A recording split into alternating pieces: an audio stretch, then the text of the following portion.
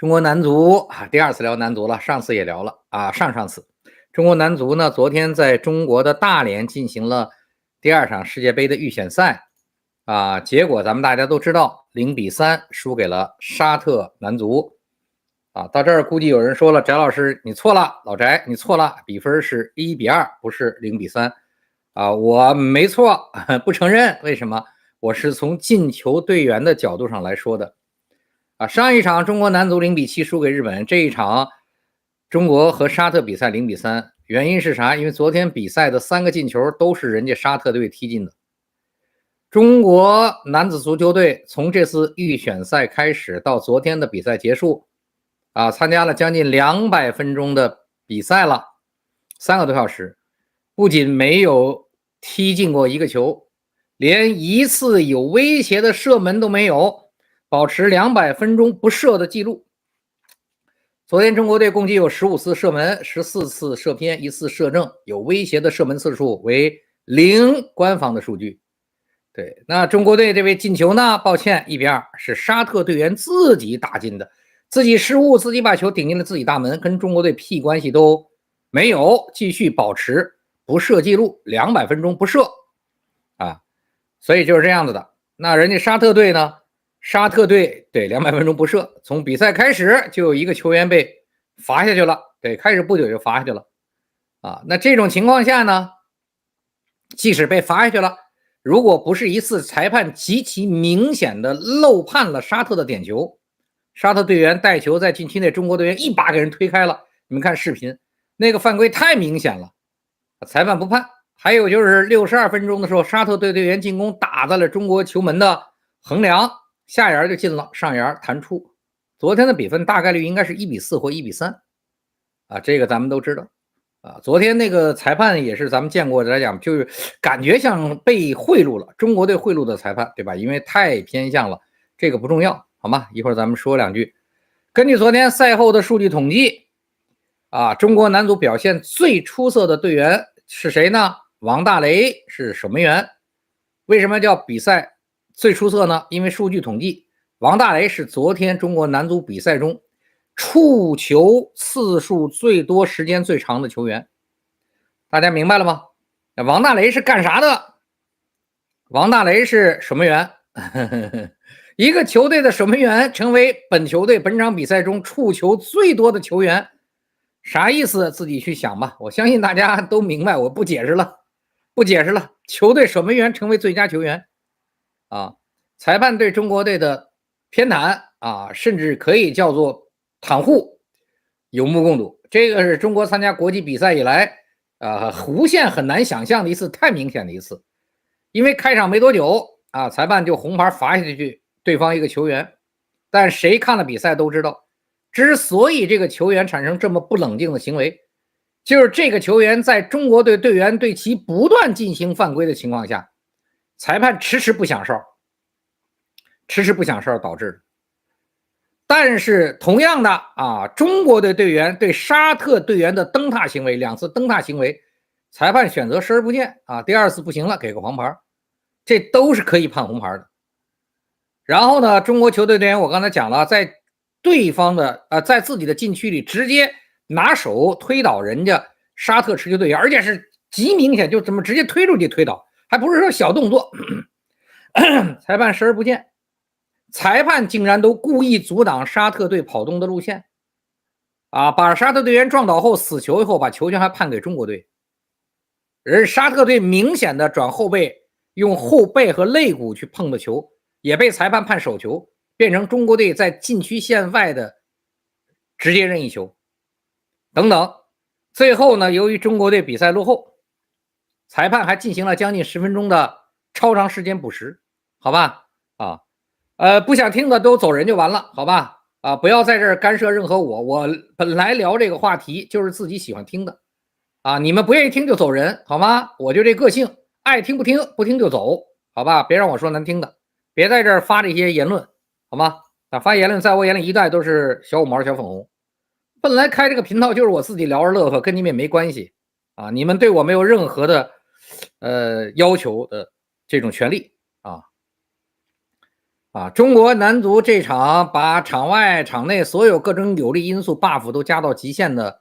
主场比赛还是输了。输球的很多原因我就不展开讲了，没什么太大的意义，大家自己在网上看中国的评价就完了。有意思的是什么？是中国几个著名足球评论员的评论，都觉得昨天比赛球队踢得不错，输球原因在外国教练上。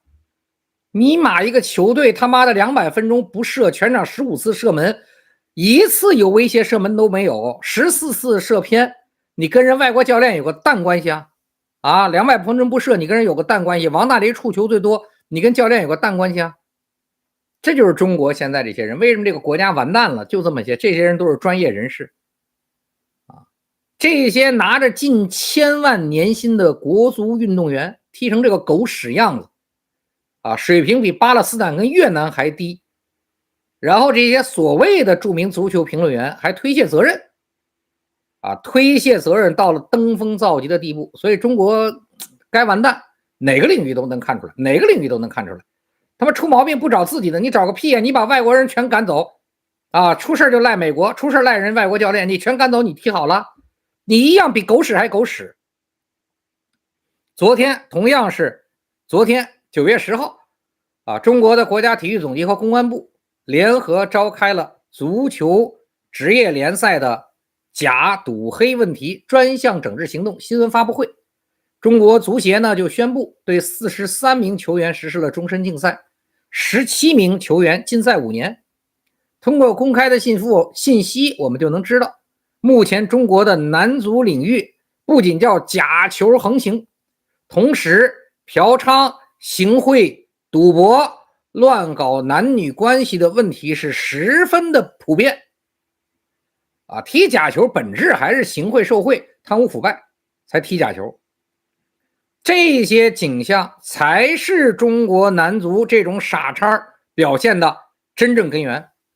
我们都见过照片，范志毅那一代人场上一脱了衣服，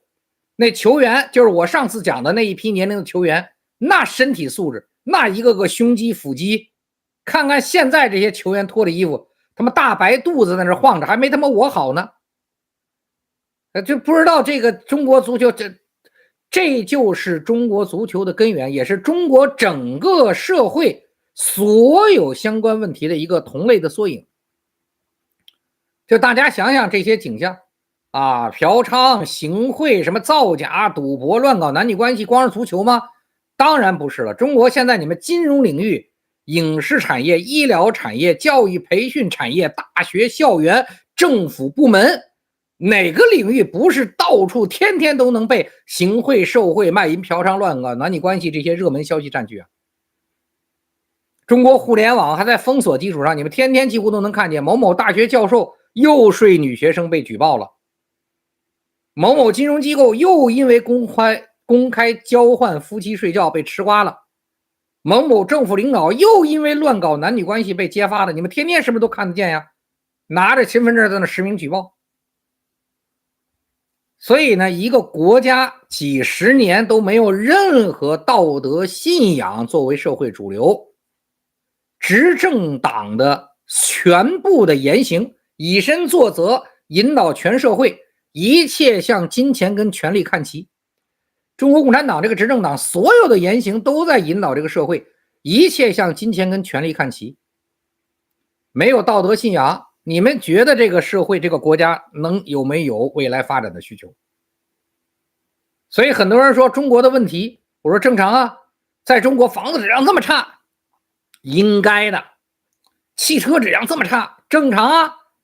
道路工程质量这么差，应该的；教育质量这么差，正常；医疗质量这么差，应该的；饮食不安全正常；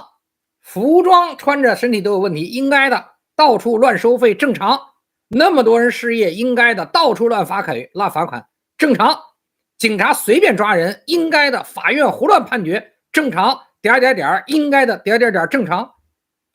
所有这个地球上人类社会不应该不正常的事儿，在中国都是应该的正常。对呀，我说了呀，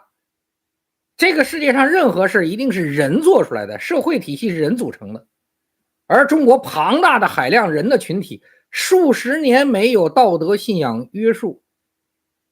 然后执政党在社会中引导什么金钱至上、权力至上，成为社会最好的潮流。金钱至上，权力至上，你们看现在是不是？